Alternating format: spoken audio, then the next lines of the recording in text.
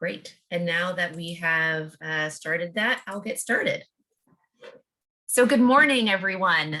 My name is Jeanette Gisbert. I'm the Executive Director of Volunteer New York and a Leadership Westchester alum, class of 2009. Thank you for joining us and for being in the audience today.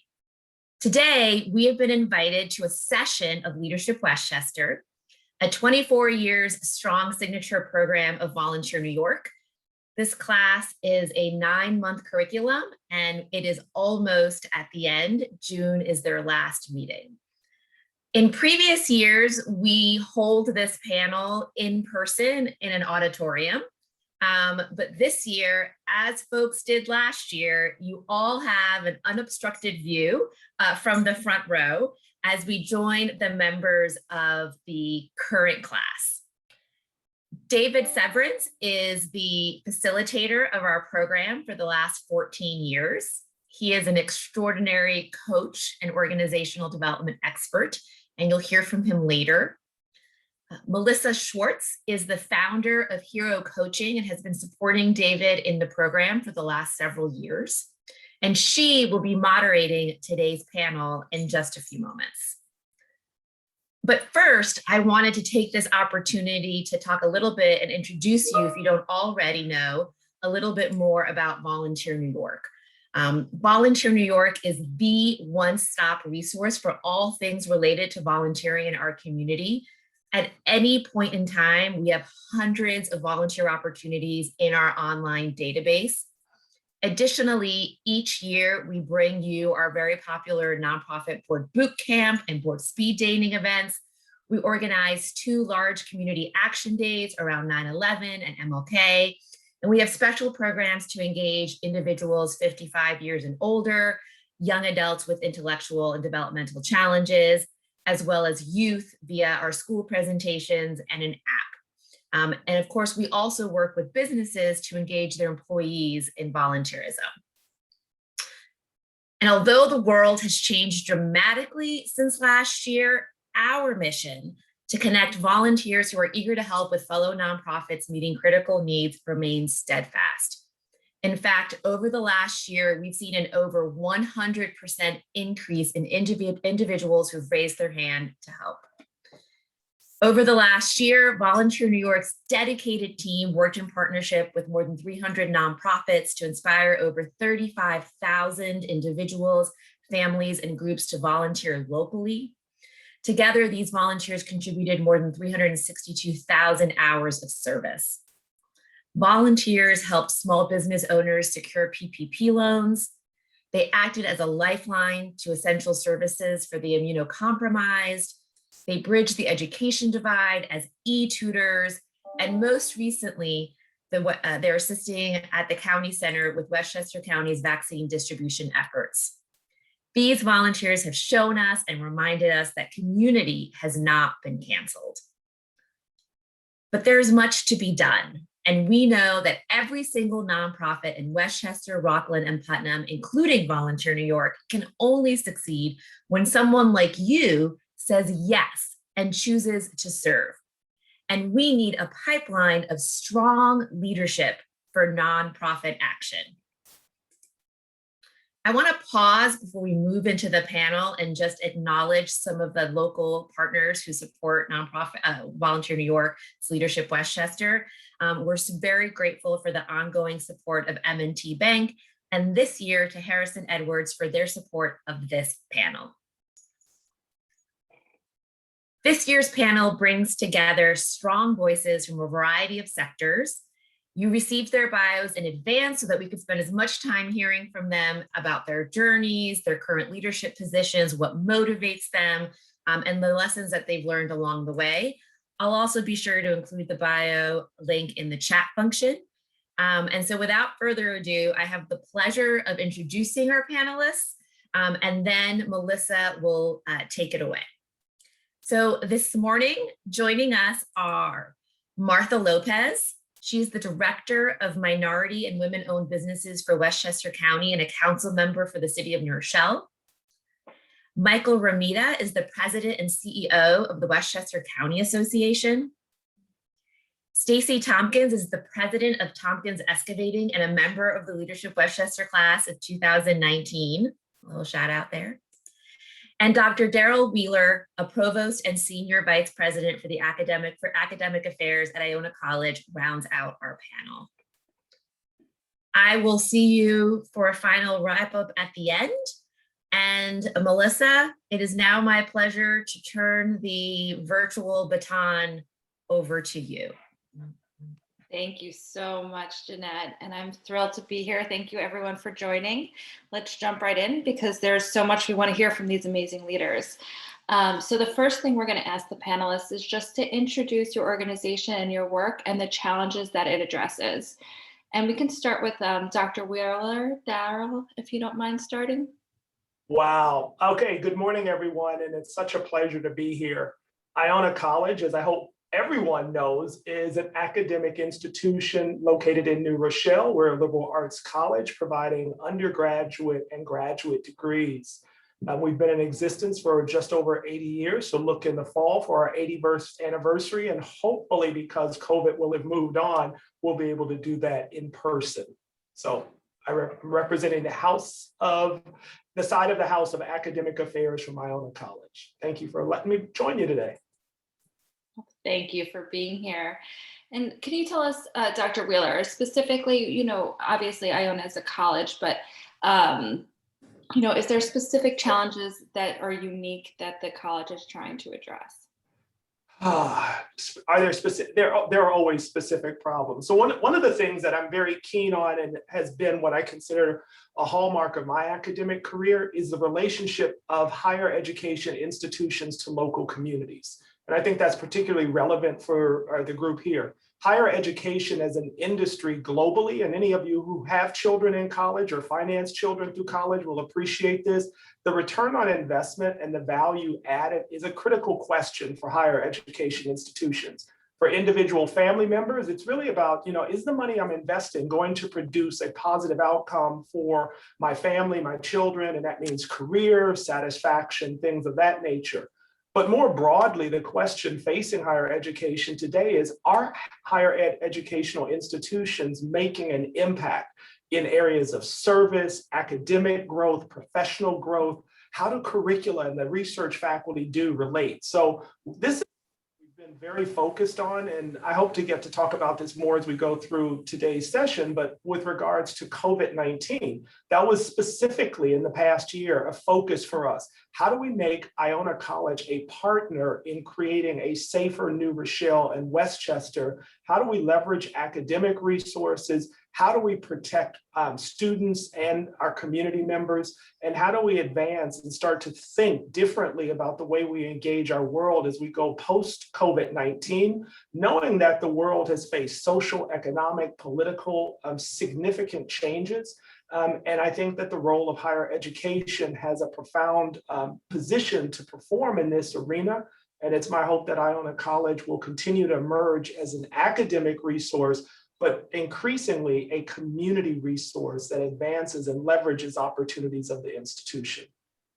Awesome. Thank you so much. It sounds like you're really building local leaders, an overlap of our program at Westchester Leadership. Thank you. And Stacey, how about you? Can you tell us a little bit about your organization and the challenges it addresses? Well, good morning, everybody. Proud to be here. Thank you, Volunteer New York and Leadership Westchester for having me.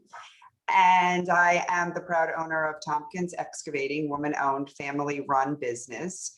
Been in business over 40 years, serving a full-service excavation company, site work, construction for the basic understanding. We have all the heavy equipment out there on the roads. I would say one of our biggest challenges, which was pre-COVID, post-COVID, really is our, and it's been a passion of mine, is our skilled labor force that we need, to be able to recruit and retain the employees that we need to do this work, not just obviously my work, but in general, we have a national crisis here of not being able to fill these positions for whatever reason. The older people are retiring, the younger people are going to college, which of course is a very important to go to college, whether you go to college and then come into our business or not. it's not a choice for everybody, you know, to have that higher education, and you don't need that as much as like it is very important to, but not to everybody. So that's been a passion of mine, of trying to really see how we can connect the dots and maybe get to the kids. I've joined up with BOCES a little bit, our local organization. So we have a couple of people doing, young people doing internships. So trying to do that. So I would say that really is our biggest challenge, post-COVID, pre-COVID. I think it's actually even worse now. I think we're busier. The companies are very busy and work is happening. So I would say that right now is our biggest challenge, along with bureaucratic slowdowns and things like that, and trying to get projects done. But that's, again, pre and post-COVID. So I would say those are our biggest, and meeting people in person, you know, is the challenge. You know, I connect when I can meet people in person. So you have to do what you have to do, but that is definitely those, I would say those three. Excellent. Thank you so much for sharing that. Michael, can you tell us a little bit about your work and the challenges that you're addressing? Sure, Melissa. Welcome, everybody. Thanks for including me in this really cool morning panel. And I'll kind of pick up the thread where Stacey left off. Is, you know, things are just easier in person. So quick public service announcement. If you haven't gotten vaccinated, or you know people who haven't, please go out and get vaccinated so we can do this in person next year and get back to some semblance of normalcy. So I'm the president and CEO of the Westchester County Association, which is the leading economic development and professional advocacy organization in the region. We're actually structured as a civic organization, so a little bit different than your standard chamber of commerce or networking group. We generally advocate for and advance issues and programs that cultivate a robust economic environment for Westchester and the region.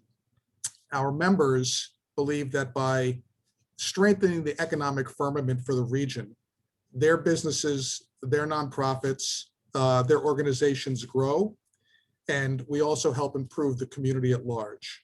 So think of it as a professional networking group with a strong and clear sense of purpose. I'll talk a little bit about, you know, where the economy is and what we're doing to try and help. It'd be easy to kind of put a silver lining on things and kind of gloss over reality, but I mean, I think the economy is a pretty precarious place right now. Everything was going great at the beginning of last year, and then we kind of got hit by a thunderbolt, and we're still kind of working our way out of it. So you can segment this into the short term and into the long term. In the short term, we had to pivot pretty quickly and think of the things that would help our economy stay on track and our businesses to reopen and get people back to work. So the two-pronged approach to that was essentially, one, fight the spread by supporting our regional healthcare sector, and encouraging people to act responsibly towards one another. And secondly, to advocate for massive marketplace liquidity to help our unemployed folks get through a difficult period and get back to work, and to help our struggling businesses with cash flow needs in the short term, while they could actually get their back on their feet. In the long term, we put together a strategic plan last year called Towards a Stronger Future, which concentrates on what we believe are the four foundational pillars of rebuilding the economy. The first is healthcare, with a strong sub-focus on workforce development. The second is real estate and housing, and trying to help with the affordable housing crisis here in Westchester. The third is digital connectivity and helping to close the digital divide. And the fourth is energy and sustainability, which will be a tremendous challenge for Westchester, as it will be nationally. So thanks for including me this morning. I'm looking forward to the conversation. Thank you, Michael. That was really helpful and thorough. I appreciate that. And then Martha, last but not least, I know you wear a number of different hats, so you can talk a specific role or your work overall, and the challenges that you address.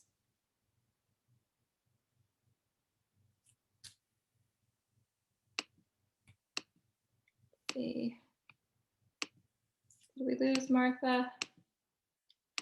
Uh-oh, Hello? There we go. Okay. Okay, great. Well, talk about challenges. It started this morning. I am using 2 different computers, and I hope that you can hear me. Can you hear me? We hear you perfectly. Thank So you. the most important thing is that that this is working, right? Because meeting in person certainly has so many different positive actions where we can have challenges and yet, have people to reach out and help us. But I have to tell you that since I came to this country 47 years ago, my life has been in the not-for-profit and government sector. So that has brought many challenges, cultural challenges, language barriers. Learning the language certainly is one of the challenges that I immediately faced as I came here. But my life in this country has been always as making myself the bridge that makes the connection between the programs and services. Working at the county has been wonderful. Why? Because we get to speak to people who are in need of many different things, right? Right now, Michael had said at the very beginning, what, did everyone get vaccinated? Let's get vaccinated. Dr. Wheeler spoke about engaging with the world. And Stacey is talking about the different challenges that she has faced as well. Well, I just want you to know that certainly working within the county office, it has brought not only challenges, but opportunities that allow us to get to know people, to face all of the different obstacles, such as the ones that we are facing, this past year. And we continue to move forward and learn and connect and try to work with different other opportunities. Amazing. Yeah, I love that you said, the bridge between services and the people. That's so wonderful. I'm going to stick with you on this next question. At Leadership Westchester, we talk a lot about our mission and leading from within. And so can you talk a little bit about the why you came to the roles that you're in right now? What was that fire in your belly feeling that really drove you to where you are now? Well, I have to tell you, as an immigrant, we come with a big dream, right? And all of us here have a dream and we have goals that we would like to accomplish. Many times, those goals are not as easy to acquire as we would like them to be.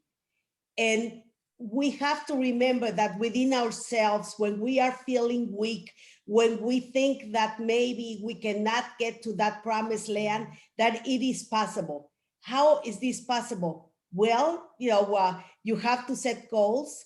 You have to try to connect with people, let them know what your skills are, and certainly get that education that you need. I remember when I was told that I was doing quasi-social work, but that I was not a social worker. So I went on and got my master's in social work because I wanted to not only prove to the world, but I wanted to prove to me that it was possible to do. So I applied to Columbia University and got in, and I couldn't believe that I was about to become that social worker, not a clinical social worker, but that I was able to do it. So it's resilience and trying to really believe in yourself. Yeah, so it sounds like you really model those leadership skills very well that you bring to the people you work with, of believing in yourself and trying and putting yourself out, because who knows, you might get into Columbia you didn't believe you would, and now you're here helping others do just the same. Correct. Great.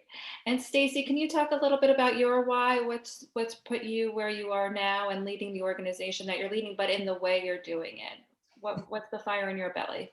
Fire in my belly. Well, people may have heard me say this before. I didn't wake up one day and say I want to open and run an excavation company. I mean, to be truthfully honest, but this is where my journey has led me in my career, starting right out of college. I was a food service director, so for Bear Stearns, Goldman Sachs. Somebody saw something in me that I don't think I knew I had at a young age and put me in a position I was probably well over my head at. And it was leading, and whatever it was food service, and those skills are transferable, right? So but I don't think I knew I had that skill set. until when I started my job, and then I was promoted and promoted and promoted. And then finally at a turning point 30 years ago that I said, okay, going to get married, raise a family, and start helping in the family business. So really that's how it evolved. And it was great to be able to raise children and be involved. But I had spent most of my time in schools, PTA president, everything that you could imagine, every volunteer, every class mom, I did it. And then finally, when my kids were old enough, my youngest is 18 now, 18, 23, and 25. So when my youngest was, old enough to first grade, I said, okay, now I need to really start working on our business. So 2013, I became 51% owner of the company and decided to put those skill sets in that I knew now that I had. And it took me those years to be confident in it. And we had a lot of turmoil and a lot of change when I came in with the business. A lot of people had quit, left. And I just took my innate ability. Sometimes it's just something that you don't really know that you have. You just have it. And and you don't do it alone. It's a team effort. Our business is a team effort. My son is involved, and my husband did start the business, but I have taken complete control over the human resources, the business development, and really putting ourselves out there in many ways. It's not just the business, it's the volunteer part, it's the community give back. It's all of those things that make a company successful and that people want to hire you and people want to come work for you. So it's a two-pronged thing. And we find that our culture with the people that we have, yes, we're not perfect. There's lots of issues with, staffing and employees, but for the most part, people do want to come work for us. And people do want to hire us because of those same things. And I think that it's just our presence and my presence and really charging that, leading that charge for us has really been resonating into the community in every level. So I would say that's how I got here. And it sounds like your values are really integral to the business, talking about empowering others to be leaders within themselves. And you talked about earlier the skilled labor force and finding those people to help them believe in themselves, but be team players, and everyone steps up. And I love the volunteering as part of the community. You can really hear that this is bigger than just you. It shows in everything, probably in your whole team for your company. Thank you. Yeah. Okay, let's go to Michael now. Michael, what is the fire in your belly that brought you to, economic development and to supporting local businesses? Well, look, there are connections all over the place here. Me and the other panelists, just hearing from them, and I'll say a couple of words on that in a second, but I view my job as primarily a service-oriented job, not just service to the members, although obviously that's important, but also service to the broader community. And when I was looking at this position, I thought about where I could best apply my skills and experience. I've been a trial attorney at the United States Justice Department. I ran a large family business like Stacey, although my business was in a different industry. I've also helped draft policy on economic policy at the national and regional levels. I also had a past history with the WCA when I was running my family's business, and it was an organization that I had admired and worked with for many years. And when I was looking at the job and the executive committee was doing a search and they asked me what my perspective was, I wanted to specify that maybe I bring a little bit of a unique perspective to the regional economy and to the business community, and that's that, it's not a zero-sum game. Our economy should at least aspire to be a shared system, and it should try and work for everybody and all of those who contribute to it. So if you really want to be an engine for economic development, you need to work collaboratively, reach across stakeholder boundaries, and have a clear purpose in mind. So I mentioned, with Stacey, running a family business for many years, I can understand many of the challenges that she probably faces. I worked with my dad and uncle and sister for 15 years. And it's very difficult to compartmentalize the family issues from the business issues and to leave it at the office. Darrell, my dad is an IONA grad back when the college was in its infancy. And he has very fond memories of the Gales and what that meant for him. And And Martha and I had the pleasure of working together on the County Executives Transition Committee a couple of years back, and I really appreciated her input and her counsel.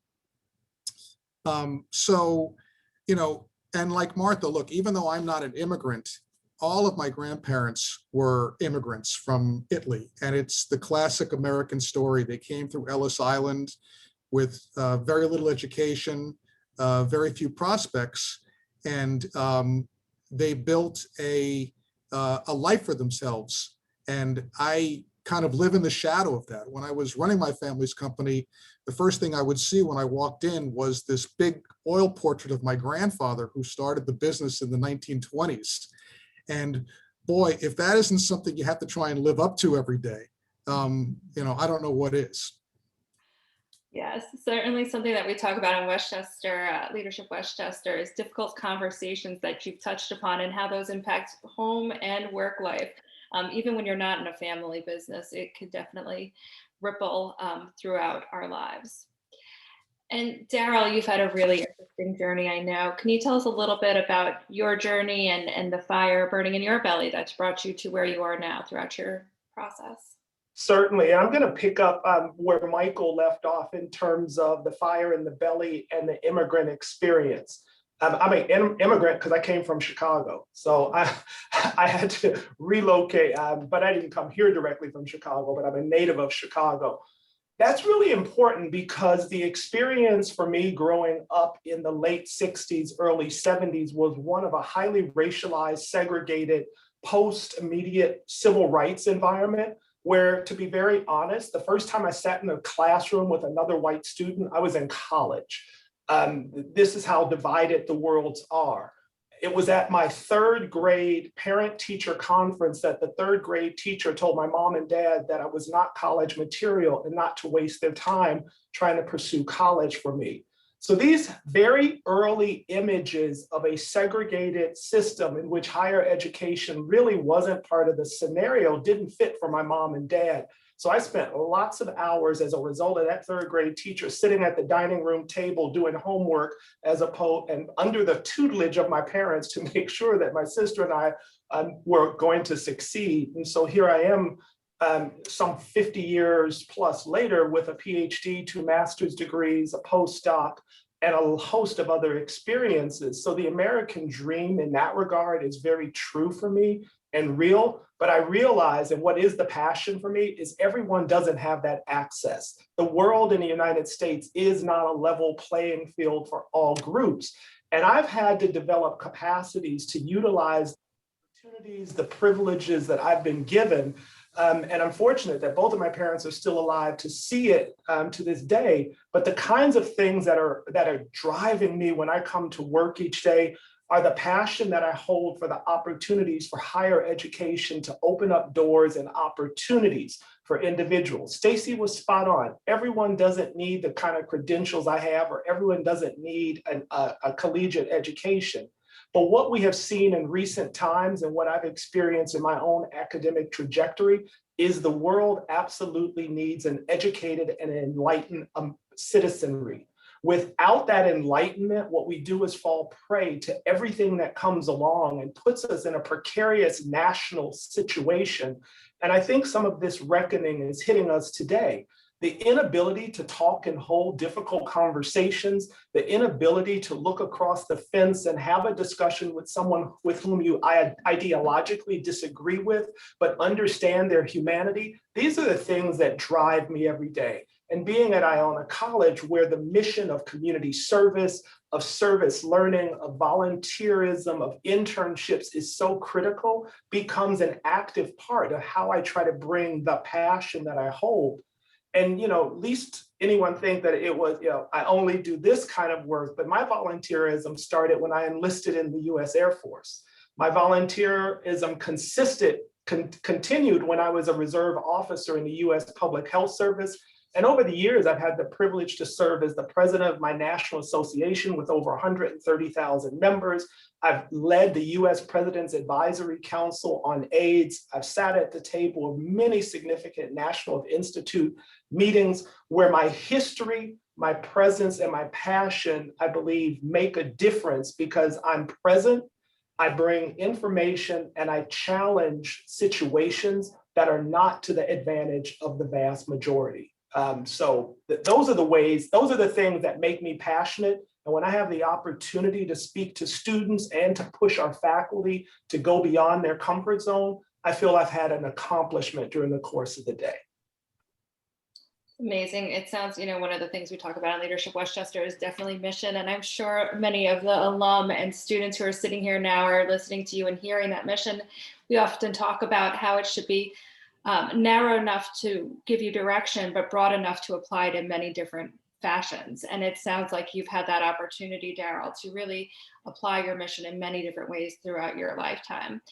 I'm going to stick with you on this one and ask what leadership principle has guided you the most recently, maybe over the last year or two?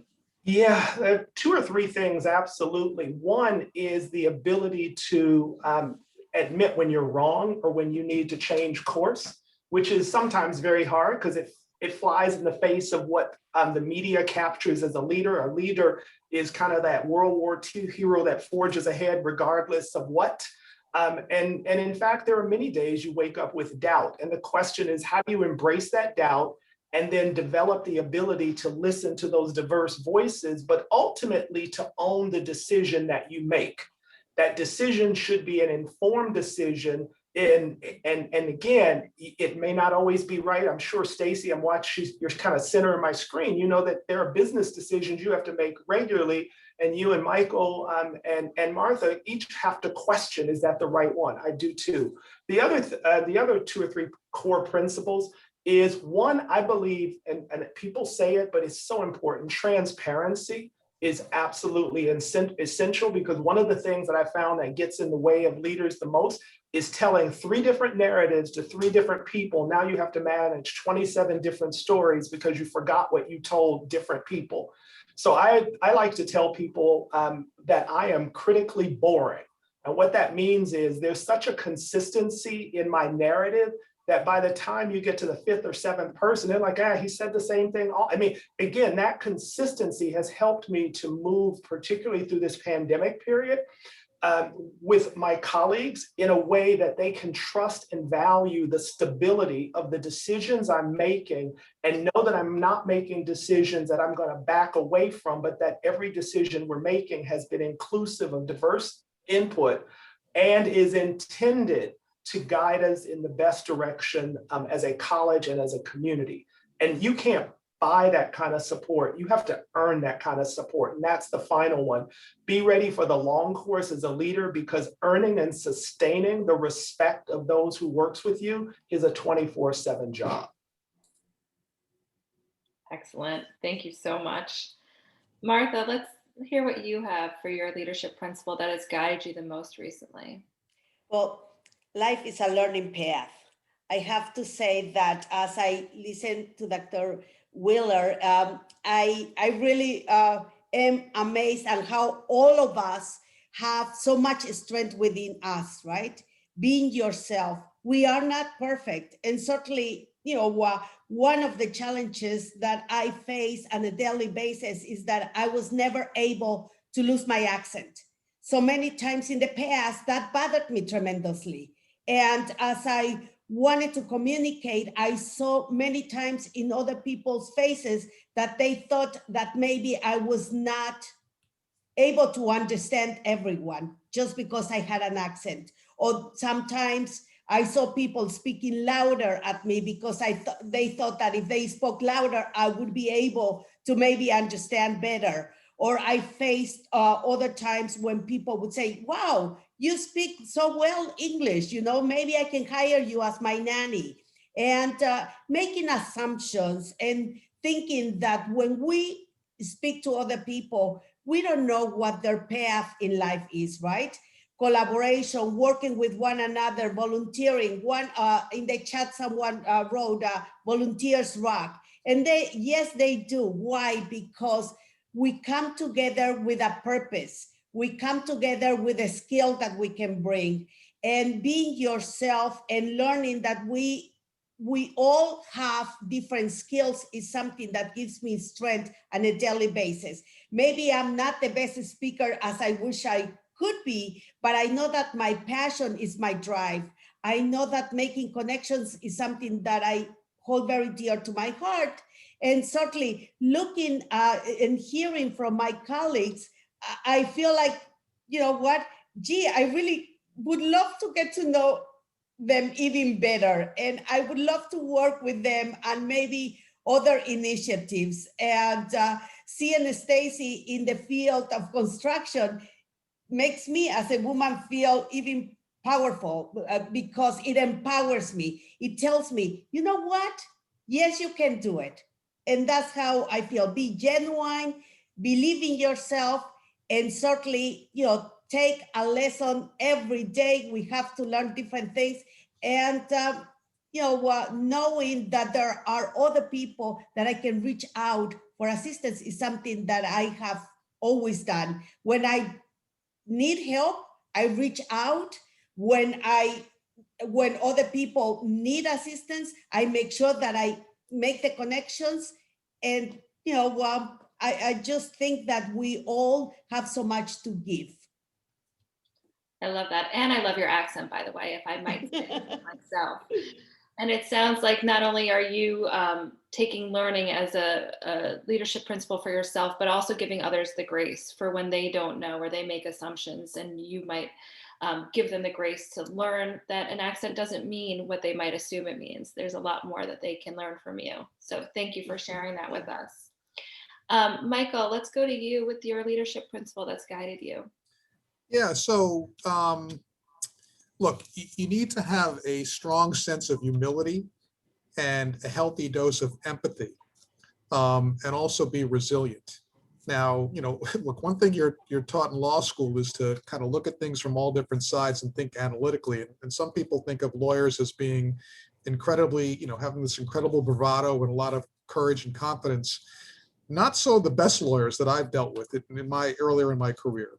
The best professionals can always subordinate their personal preconceptions about what they necessarily might think is the right way to proceed and be willing to trust in the advice of others. And you know, I'll give you a real world example.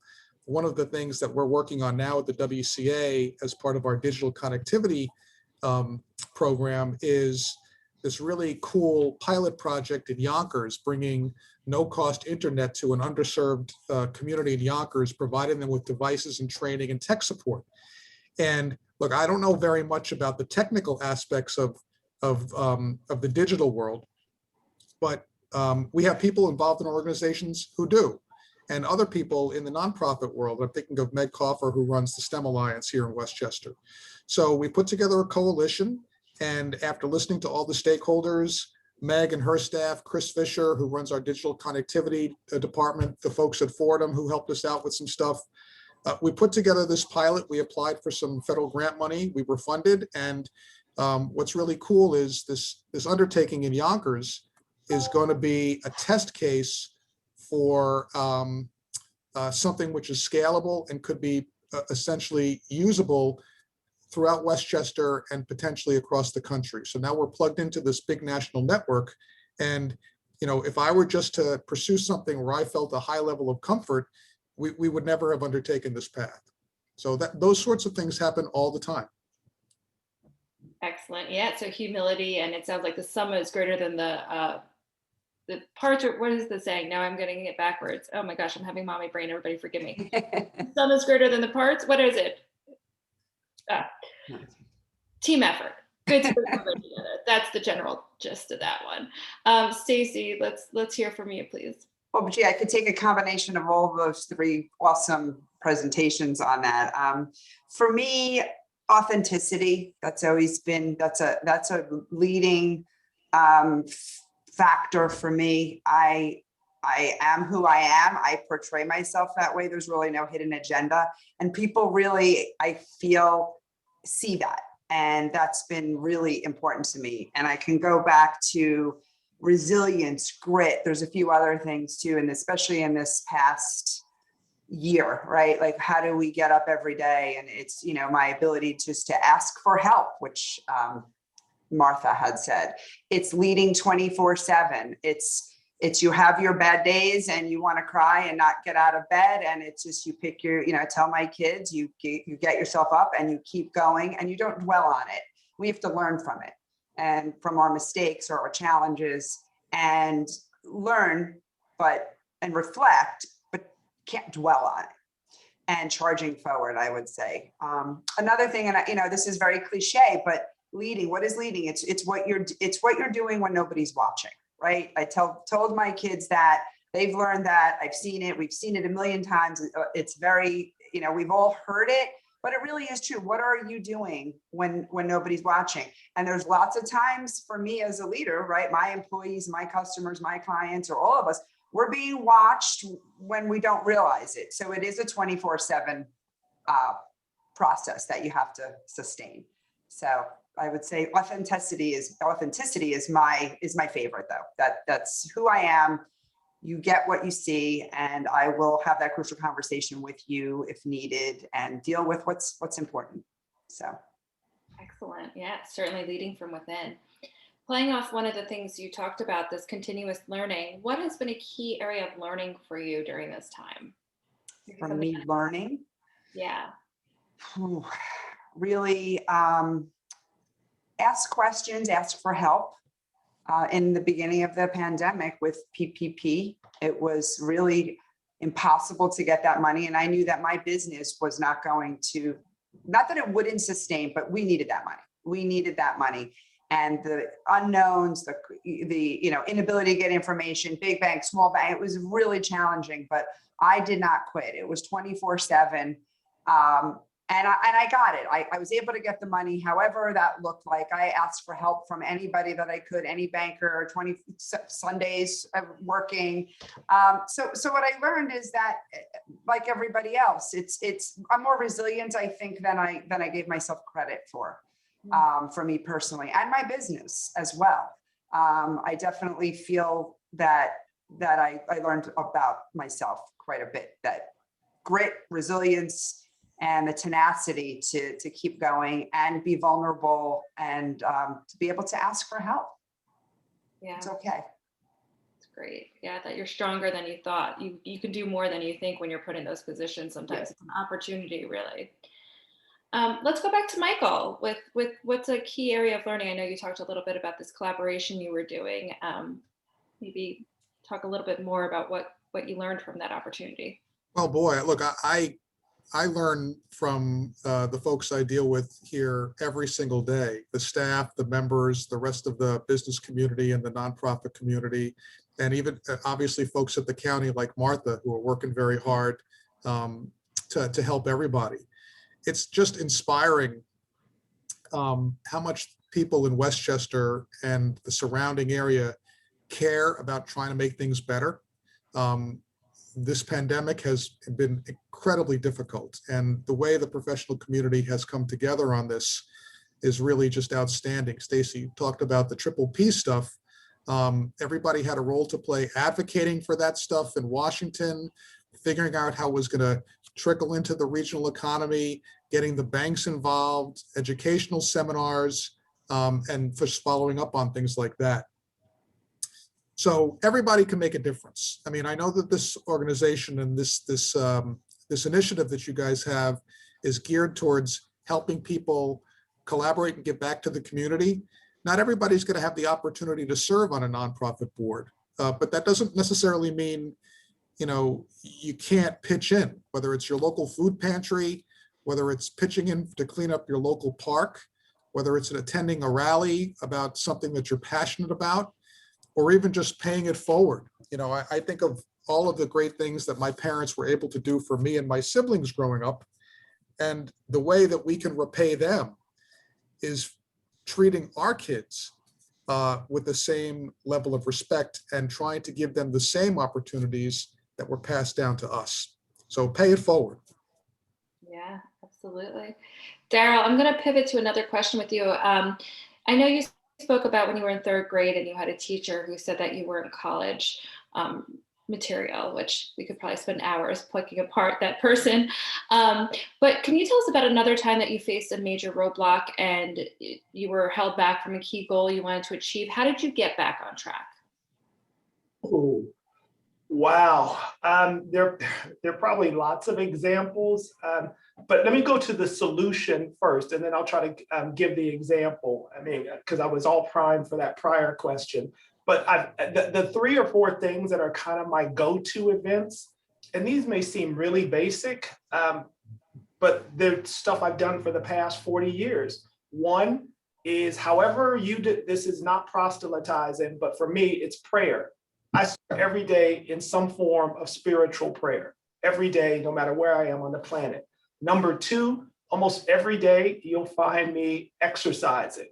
Even during this pandemic, I doubled down on it. I mean, some people talked about the 10 pounds plus. I think I'm 10 pounds lighter. There was just no way I was going to give up that kind of physical. So spiritual and physical activity, and then the mental activity, finding something that stimulated my brain or stimulated me intellectually, either whether that was curiousness or artistic. So those 3 things are my go-tos on this entire walk of life that have sustained me going forward. But instances where, I've had insurmountable obstacles. Okay, I never wanted, Stacey, you made me think of this early on. I never wanted to be in higher education. It was not my intent to be a professor. And this will be my 30th year in higher education as a faculty member. I was ready to take a job in Washington, D.C. with the U.S. Public Health Service. I was all lined up. I was in my PhD program, final 6 months, writing a dissertation, was totally focused on this job in Washington, D.C., had my apartment. The movers were in my house the day before Thanksgiving in 1991. In my house, packing my box, the doorbell rings, a Federal Express package arrived. Your job no longer exists in Washington, D.C. Do not move. I'm like, WTF.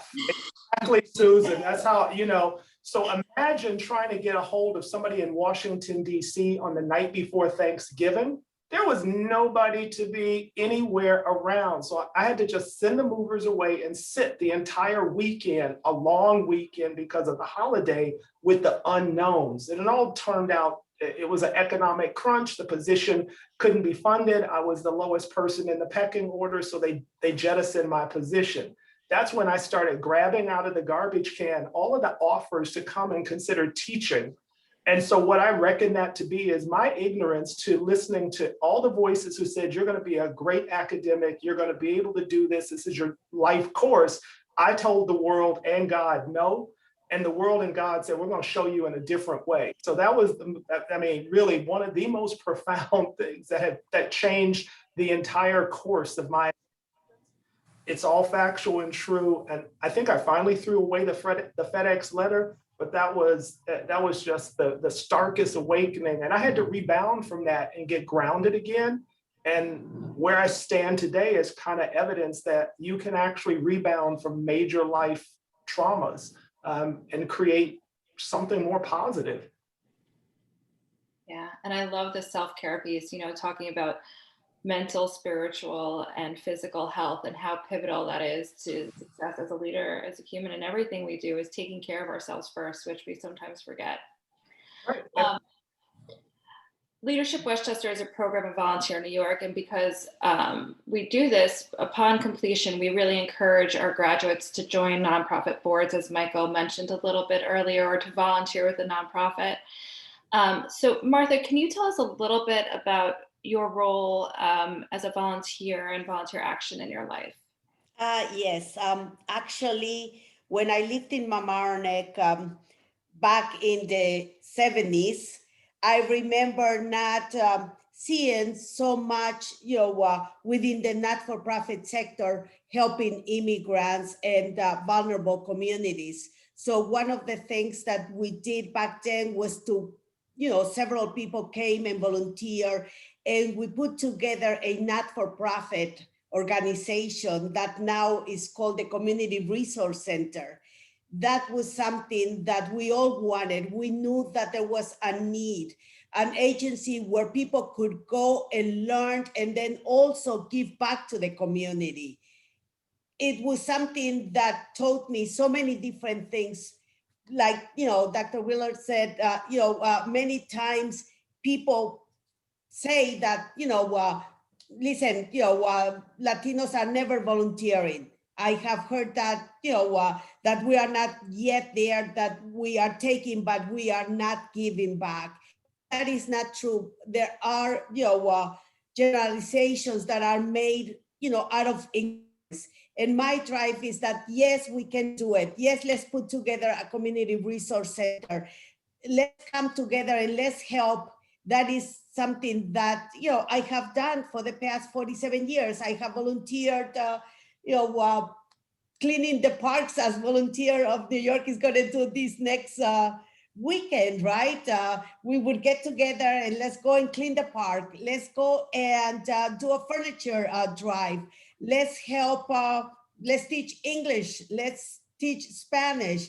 Let's, come together and see what the need is. And that is something that, I learned when I came to this country, that it really amazed me to see how many people were helping in so many different sectors.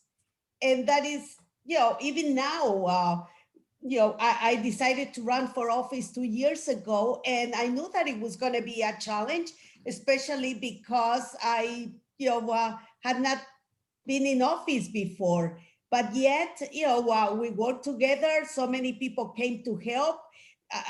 We were volunteering, doing so many things, and that opened a bigger arena where I met so many people that believed in me, and it gave me, such a strength to go out and want to conquer the world. Yes, we can do this. So volunteering is something that I hold very dear to my heart.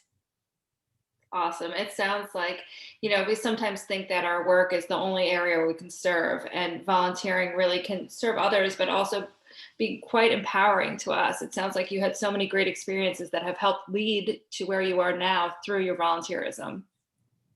Yes. Stacey, do you want to talk a little bit about the role of volunteering in your life? And also, I think if you want, in the company's work. Well, the last year was a challenge, obviously, to get out there, but we were able to help Open Door and donate a truck to drive and move food around from Feeding Westchester where they needed it. So that felt good when I was finally able to connect. So, like I said in the beginning, volunteerism, of course, it's so rewarding and important, but I really now in my life in the last few years really wanted to complement our business. So there's so many awesome ways that you can get involved, but to me, the two things that are important, or I'm trying to get back into, are something in construction. The business realty of the BRI, I'm on their board of directors. We did a Women in Construction, and we volunteered. They had a Women in Construction Day on Friday, so all the men could come, but it was with the Fuller Center. Is it Fuller Center, I believe? And it was so much fun just going over there to help. So I want to start getting back on a routine with something a little bit more in construction. We were involved with Habitat for Humanity a few years ago, local up in Putnam Valley. We were able to have the guys help with that. We received an award, the Cornerstone Award for that. So it was very exciting. I have volunteered, as I said in the beginning, even when it was the school bit. But as I'm now getting to be the point in my life, I do want to focus it in, and our volunteer work for the company and for myself, I do want to try to lend itself into that avenue of building construction, because then I can get all my employees involved at some point or another. So we're just starting that again, even though I have helped, like I said, Habitat, I could go on and on. I can't even remember all the things that I've been involved with at the minute, but, and then also volunteering to help with the non-skilled or the skilled labor, or I've been mulling that over for a very long time, trying to find the right fit for me for that. I did speak, my brain is not working right this second, of all the good things that I know that I've spoken to the young women. I've gone to high schools. I've gone all over the place with those kind of things. So I've got to rein it in and figure out exactly where I want to challenge that energy for working on the unskilled and skilled labor shortage that we have, and also working in the construction part of it. So it sounds like you've had a ton of volunteer experience, and it kind of changes as your life changes, right? So there's a role for it at every point in your life. absolutely. And it's important that everybody get involved, whether it's my children, my employees, everybody that is around me. It's important. Excellent. Well, we're just about at 10 o'clock. So I am going to pass this off to David to talk a little bit about Leadership Westchester and answer any questions that everybody has.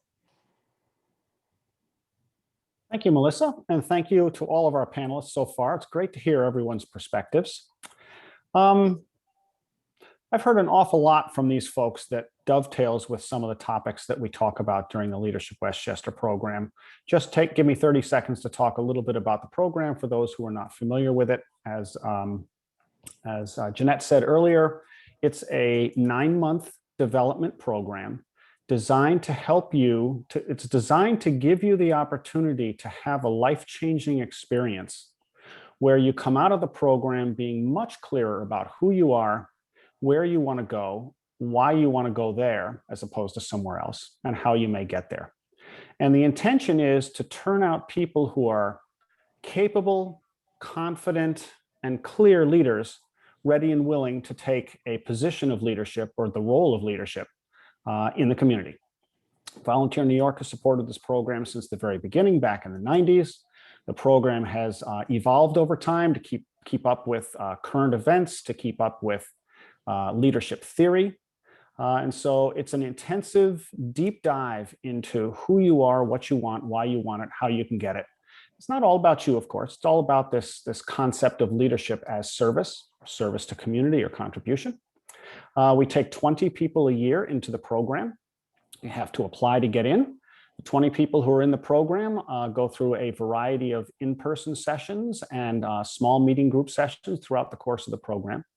And many people come out at the end saying, this is an experience that's changed my life. It's given me this, or it's given me that. It's changed my perception of how I perceive the world around me, or how I perceive the agency or the possibility that I have to create positive change in the world around me. Stacey talked a little bit before about coming out of some of this recent experience being more resilient than she ever thought she was. And if some experience like that occurs in the Leadership Westchester program, where you come out of it recognizing something about yourself that was not clear to you before, we're very happy to see that. I have a personal belief that every new awareness is the birth moment of a new result. And so a lot of the work that we do is built around growing your own self-awareness about your strengths, your capabilities, your gifts, your interests, your preferences, all of that stuff. So it's called Leadership Westchester, but it's much bigger than a typical leadership program where you might learn to do presentations or how to convince an audience or something like that. We really go much deeper than that.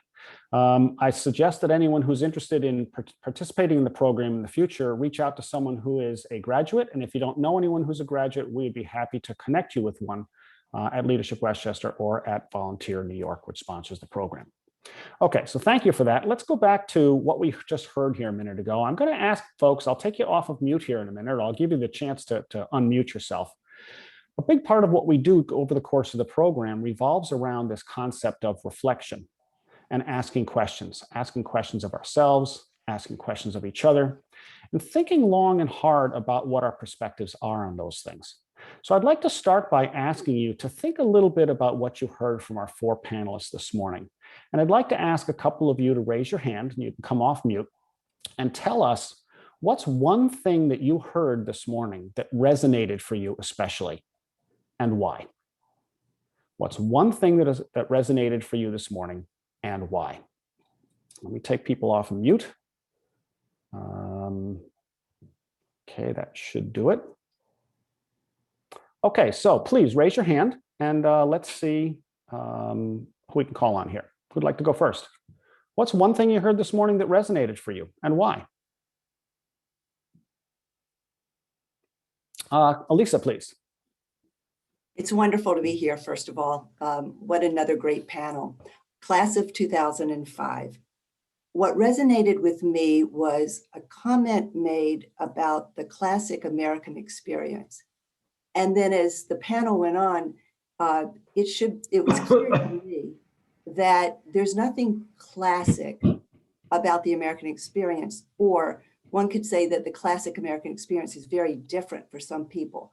So it made me think that my own journey in racial equity and diving deeper into anti-racist actions is so important. And I'd love if there's a chance for the panelists to talk about how they have not only considered the pandemic in how they're leading differently, personally and professionally, but how this absolute focus on racial inequity is changing their pattern and their actions. Thank you, Lisa. I'd love to turn that over to the panelists in just a couple of minutes. Could we hear from one or two other folks? Thinking about all you've heard this morning, what's one thing that resonates for you and why? Deborah Silverman. I found one of the most interesting parts was listening to everybody who had such different experiences from each other. And a lot of the times they didn't expect to be where they were. They didn't, and I always said that because I was a financial analyst, a bond analyst. And it's not like you know, as a young child, hope that you're going to be a bond analyst or something, but it kind of just, I became that person. But along with that, I loved listening to everybody and how it gave them the strength and the feeling of leadership. And they've used that to help volunteer and to hopefully help to make changes. And it was wonderful, like the way that they articulated and spoke about each of their experiences. Thank you, Deb. One of the things that we note when we look at so many leaders is there are always such unexpected circumstances that come up in their lives at different times. And it's so interesting to hear what they do with those unexpected situations. And when you hear someone that inspires you, when you see someone who's done something extraordinary, almost certainly there've been quite a number of experiences that they've had that they never could have anticipated, didn't know what to do with, had to find their way through. And there's great learning, or there's great opportunity for learning in there for all of us. And one of the skill sets that I observe in so many effective leaders is this ability to manage that unpredictable, unknown, unanticipated space. Thanks for bringing that up, Deb. Let's hear from one more person, please. What's one thing you heard this morning that resonated for you and why? I see David Simpkins, please. Can you take yourself off mute, David? Oh. Are you able to unmute yourself, David? All right, I think okay, I can. Good. For sure. Thanks, everybody. And whether it was profit, nonprofit, or education, each of you terrific presenters, the concept that resonated best with me was that you not only work in your stuff, but you work on your stuff. And always a student, and always taking time out to rise above and make it better. Thank you. Thanks everybody. And for sure, the giver's gain. That it's fantastic to charge others and yourself with more than you thought you could do. Got it. Thank you, David. Our perspective at Leadership Westchester is that leadership is all about contribution, and always is. And whether you call someone a servant leader or a leader of others, or whatever it is you might call a particular leader from your perspective, there's something about this impact that leaders have beyond themselves. The leaders that so many of us admire and respect are the ones that aren't necessarily doing it for themselves. They're not doing it for the glory. They're not doing it for the money or some other personal reward, but their very action stems from their desire to serve another. And I love your comment about working on yourself and not just in your life. There's such an important element to this, to be able to step back and look at what choices we're making, look at how we're interpreting circumstance around us, and acting with some sense of clarity and intention from there. Amir, I saw your hand up. Thank you, David, for recognizing. Thank you, all the panelists, some of whom I know very well. the takeaway that I wanted to share is we always focus on teaching leadership skills, but we also have to pay attention to the fact that leaders are great followers as well, because they learn how to harness what is in their minds emotionally and physically and mentally, what they think. And leadership teaches them the skills to be able to get to know themselves better and follow others that can do better and help them, and also get to learn or find out ideas that they were just unable to be aware of before. So not only leaders are good leaders, they're good followers as well. And I think that that is something that, if you listen to all the panelists, they found something beyond what they knew before when they stepped into those leadership positions. So to have a shared economy is the responsibility of all the leaders to teach others skills that can help them move forward and sometimes catapult themselves. Got it. Thank you. Thank you, Amir. One of the things that's so magical about leadership is the ability of a person to inspire or motivate another. And indeed, this is how change, development, progress happens. One person inspiring another, maybe inspiring many others. I'm curious to hear from any of you who we haven't heard from yet. Which of these 4 panelists inspires you or inspired you this morning, and why? Which one of these folks said something, did something? What was it about them that you believe felt inspiring to you?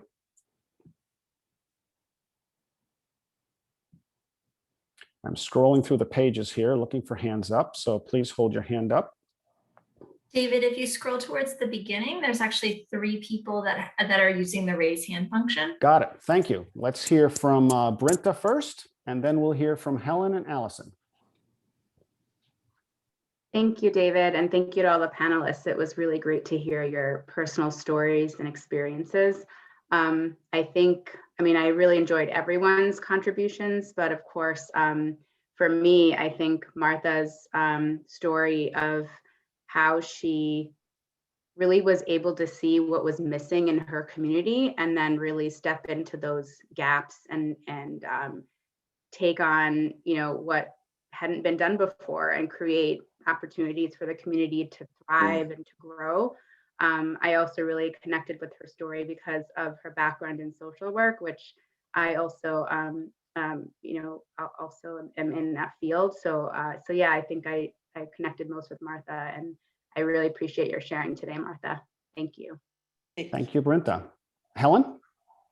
Good morning. I'm Helen Johnson, and like Brinta, I'm in the current class of Leadership Westchester. I think what stood out for me was Dr. Wheeler's story of being told it was something he couldn't do.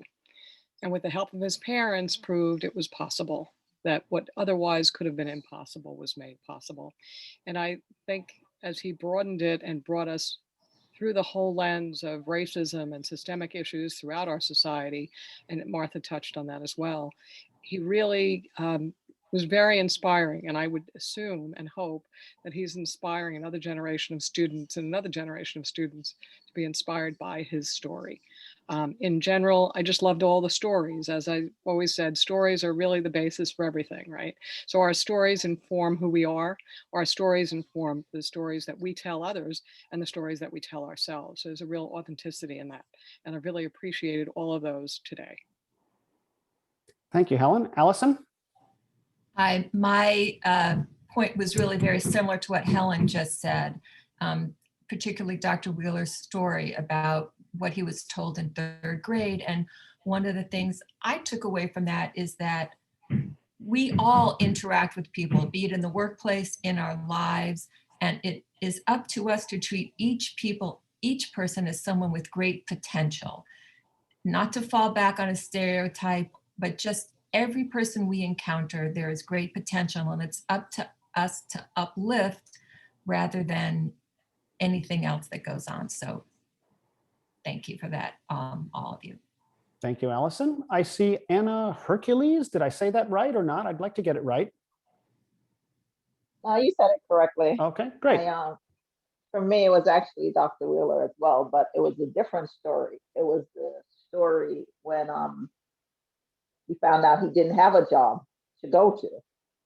And it's just, for me, I find that when you're actually doing what you're supposed to do, everything comes so easy.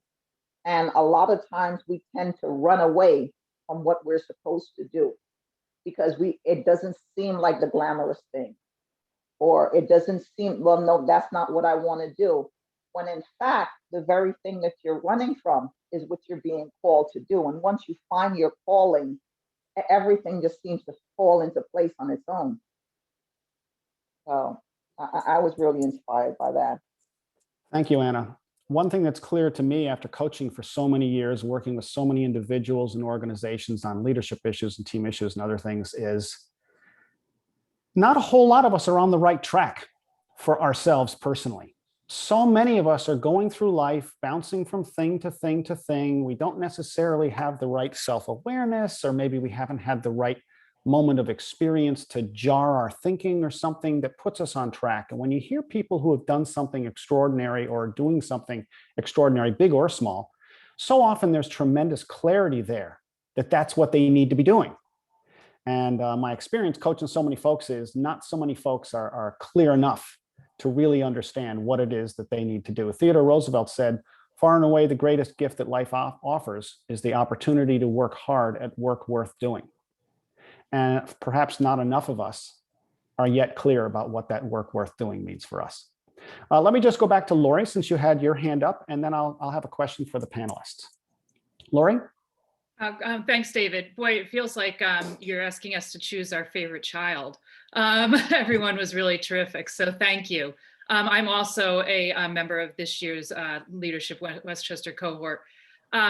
I also actually found a couple of things that Dr. Wheeler said that really resonated with me. One was that story that Anna just mentioned. And what I took from, one of the things I took about from it is that we all have to live with change and disruption every day. And actually change has gotten, change is coming at us faster and faster. And his ability to accept and pivot and be willing to take a step back and try something new and realize that maybe that path wasn't the one that he was meant to take. It was inspiring.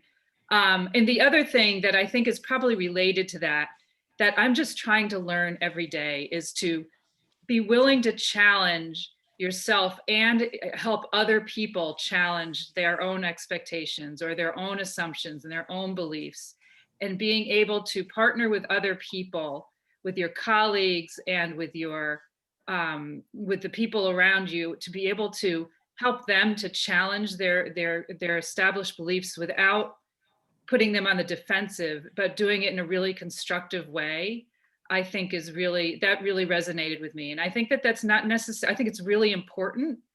And I don't think it's always easy to do. So that's, and a lot of it is some of the skills we're learning in Leadership Westchester around active listening and how do you respond and how do you engage. And I think that it's important and something that I aspire to do a better job of is, helping us, is challenging myself, but also helping others to step outside their comfort zones and challenge their own beliefs and assumptions. So thank you. Thank you, Lori. So let's use that as a little bit of a segue. We've had a very vibrant dialogue and experience in our country and around the world in the last 12 months, 18 months. It's been a remarkable time if you step back and look at it. So many things happening, so much dialogue happening or not happening, or happening in one way or another. Melissa asked before, for the leaders in your recent experience, what is a principle or a characteristic that you kind of have leaned on for yourself? And what I took out of those comments from the panelists was humility, ownership, transparency, lifelong learning, empathy, resilience, authenticity, and grit. Wonderful characteristics, all of them for leaders. I'd like to ask a slightly different question.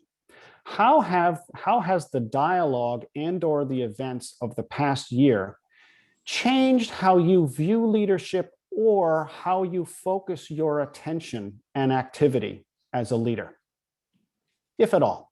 And I'll offer this to all 4 panelists. You don't have to all answer, but I'd love to hear from anybody who would like to take a stab at that. Is the question clear enough? Great. So which of our panelists would like to respond with a comment or two? I'll give it a try, David. Thank you, Michael.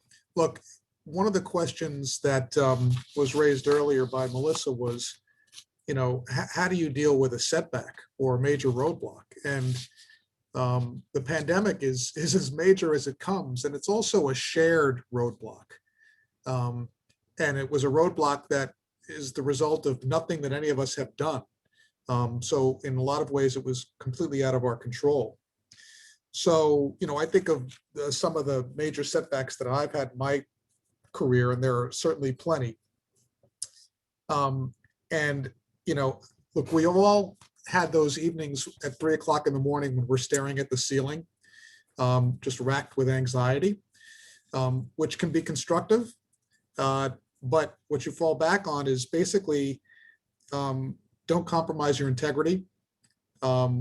And, you know, your reputation is key. You know, you spend a lifetime building an education and a reputation. An education you can never lose. A reputation you can lose overnight. So you have to just stay true to yourself. And, you know, the keynote speaker at our fundraiser last year was Dr. Phil Oswald, who runs Montefiore. And he gave a pretty impassioned speech touching on a lot of the same themes that Darrell touched on about racial inequity and how this is really a moment that's been generations in the making. And I think we all have a responsibility to sort of rise to the occasion here. I'll give a quick shout out to the work that Maria Imperiali is doing over at the Y, informing the Center for Racial Justice. And I'm very proud to serve on her advisory committee there. And some of the things that we're working on at the WCA, whether it's the digital divide or affordable housing or social responsibility and sustainability, try and touch on a lot of those initiatives. So bringing the business world into that discussion in a real impactful and meaningful way. Got it. Thank you, Michael. Would Stacey, Darrell, or Martha like to follow up? Can you hear me? Yes, go ahead, Martha. So as Michael had said, you know, being yourself and certainly genuine and bringing that passion, there is such a need. And this year has brought so many different challenges. The minority and women-owned businesses are the ones that I have seen have suffered tremendously. You know, we certainly are looking to see how we can help so many different groups who have lost, you know, so much funding, who are not going to be able to open their doors anymore.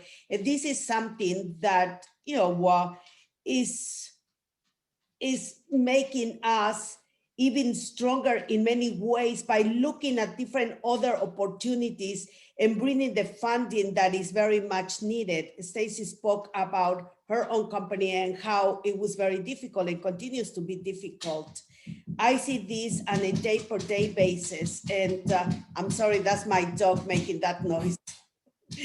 And so, you know, making sure that we bring the support that is needed is something that I see on a day-per-day basis, and that we need to continue to help these entities so that at the end we can all say, you know what, it was possible because there was collaboration. Making our world a better place to live is something that I think of every day, that we come in with a mission and that we must fulfill that mission. Got it. Thank you, Martha. We have time to hear from one more panelist. Would Darrell or Stacey like to add a comment or two? Stacey, let's split the time and make both of us go. How's that? Well, I agree with what everybody's saying, and we need to continue the charge. We can't let off the gas. We have to keep going. We can't stop. And I feel, you know, it was really rough. I didn't want to do anything in the beginning of the pandemic, if that's really where we're at. And now I feel that I'm getting back out there and I'm able to contribute. And it's really energizing. And I'm really excited about that. And I'm really happy to start passing that out again, you know, because I know I had it, but I took a break. I needed to. And now I'm back, and I respect all these panelists and what they said. I could agree with every word of all of them. Totally. So I was quick. So go ahead, Darrell. Got it. Thank you, Great, Stacey. great. Darrell? Doubling down on my core principles and values has been the thing that I've had to rely on throughout this pandemic and this past year. But something Michael said, and it was actually Lori Hirsch in her comment, I think I needed to hear today what she said, but it was really about this past year being able to step back and assess and evaluate why I'm doing the work that I do. This pandemic hit us in so many different ways, and somebody used the word earlier, pivoting. I've had to pivot every day during this pandemic. And in doing that, you stop and realize that some of the stuff that you've done when things were normal actually were for your own gratification.